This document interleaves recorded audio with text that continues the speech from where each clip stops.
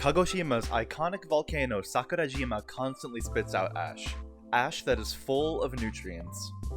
This has made perfect growing conditions for one of the staple crops in this prefecture, the giant Daikon radish. However big you think it is, think bigger, because this thing is huge. The largest ever recorded was over 31 kilograms, or 68 pounds.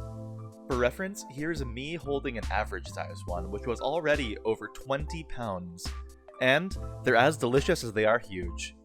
Here we are at Cafe Shirahama at Sakurajima making some deep fried daikon. The staff was kind enough to let me record the process. The gist of what we did was to make karage, or Japanese fried chicken, but it replaced the chicken with the daikon slices.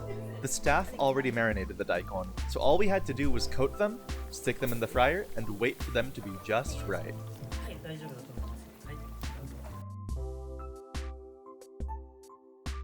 We enjoyed the fried daikon with a fresh daikon salad and savored every bite. The meal was delicious and the day seemed perfect. However, we were faced with an ash storm on our way out. That's ash, not a cloud. The volcano giveth and the volcano taketh away, am I right?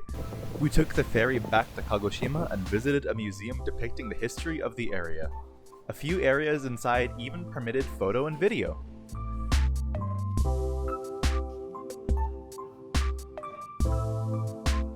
Last, we went for karaoke at Maneki Neko to finish an amazing day. I'm testing out a new format for travel videos with more post-commentary to be more cohesive. Let me know how you like it and consider subscribing. And remember, this was all shot in January before the pandemic, so no rules were broken. Thanks for watching and see you next time!